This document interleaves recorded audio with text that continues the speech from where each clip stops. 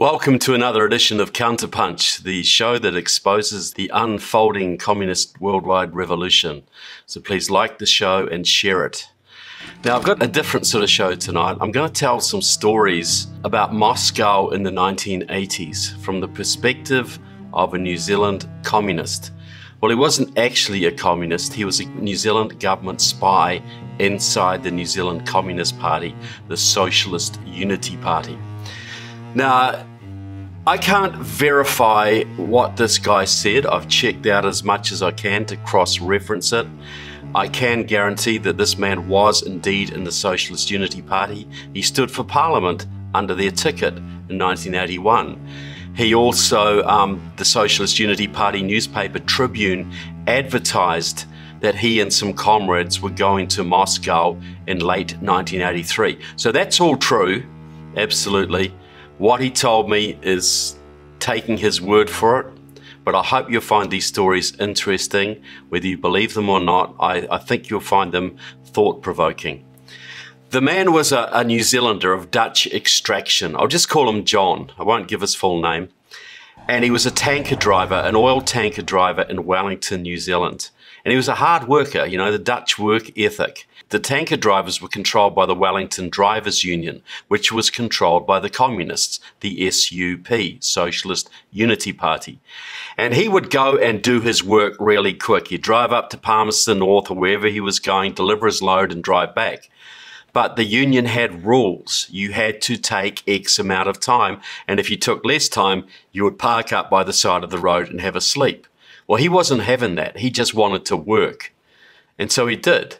And he got pulled in by Ken Douglas, the head of the drivers union, top SUP man, and told that his union card would be revoked if he didn't do what he was told. And he was a little bit resentful of that. So he resolved in his own mind that he would infiltrate Ken Douglas's organization, and he would eventually expose what they were doing in the local scandal newspapers of the time, the New Zealand Truth or something like that. And so he did. He started hanging around with these guys and handing out their newspapers at meetings. And eventually he was told that he could join the Socialist Unity Party if he passed a test. So what he had to do was cause a major strike. And he was quite clever about this. He was involved with a big oil tanker company. And the issue was this: the tanker company said, we decide which vehicles are safe or not. So my friend John took the union out on strike, the tanker drivers out on strike, paralyzed the entire southern part of the North Island of New Zealand in 1978, I believe it was, over the issue that the driver should get to decide whether the vehicle was safe or not. And they won that strike. And it actually changed the precedent in New Zealand labour law, I think is what happened. Anyway, he was accepted into the party. That was his initiation. He became a communist.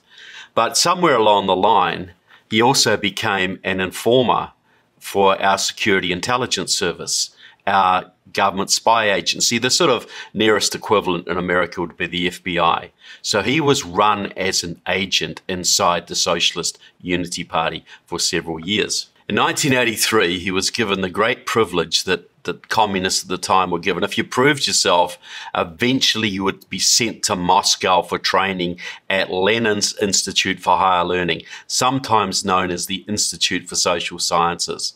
And this was a huge place in Moscow. So he was sent there in late 1983 with 3 other communists. Now, there's a picture here I'm going to show you. My friend John is in the back, the guy in the blue shirt. In front of him is Bill Anderson, the Auckland head of the Socialist Unity Party. To his right is a man called Jimmy Thompson, James Brown Thompson. He was one of the communists who went to Moscow in this 4-member delegation. The guy with the tattoos, that is a guy called Peter Devlin, a British guy, a top SUP communist in Auckland. So those are the 3 of the 4 members of the delegation. The other member of the delegation was a Wellington-based communist called Alan Ware.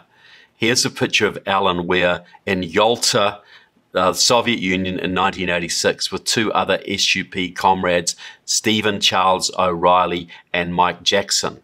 And just by the way, here's a photograph of Mike Jackson with his old acquaintance or maybe friend Helen Clark, who later became the Prime Minister of New Zealand and then #3 in the United Nations, and is as red as can be, though most New Zealanders are not really aware of that fact.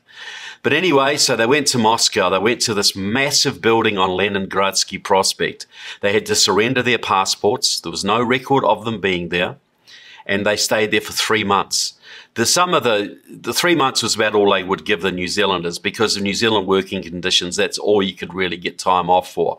But some of the comrades there, and there was 6,000 to 7,000 training there at any one time. This is a massive complex. Some of them, like the South Africans, for instance, would get 7 years training with 1 tutor per student.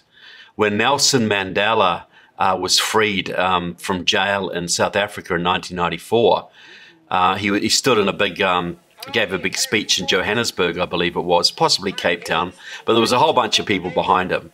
And John recognized 3 of the people behind Mandela who trained with him in Moscow. There were communists from every country of the world on 6-month courses, 2-year courses, 7-year courses. They were trained in racial agitation, union organizing, political infiltration, you name it. This was a school for communists, the future leaders of the world revolution. There was only one country that was not represented there. One country, and that was the United States. Because the United States had told the Soviets at some point that if any Americans were caught training at Lenin's Institute, there would be war. And the Soviets respected that. But what the Soviets would do was train Canadian communists or Mexican communists who would then go and train the American communists. So they would always get round it somehow. So while they were in Moscow, this was October, I believe, so it was sort of pretty cold. Bill Anderson, the Auckland SUP boss, came to visit them. And Bill Anderson was a big drinker. And he went out on the town with John, and Bill Anderson got absolutely liquored up. And somehow he lost his shoes. This is no small thing in Moscow in the middle of winter. John was very worried about him, but you can't go on the metro, the train, when you're drunk. So they tried to get on the train to get Bill Anderson back to the headquarters, but there was a little short conductress on there with a whistle, and she went ballistic. Get off, you can't come on, blah. So John was very worried because this guy could freeze to death, get frostbite or whatever. He didn't know what to do. So he pulled out his party card, his Communist Party card. He said, John, blah, blah, blah, Communist Nova Zelandia. And the little woman freaked, and she kicked everybody off the train. Every single person off the train, and let John and Bill Anderson ride back to where they needed to go. So there's some I'm going to tell a few stories that he told me. Some of them are a little bit sordid, some of them have major political implications, but I hope you'll find them interesting.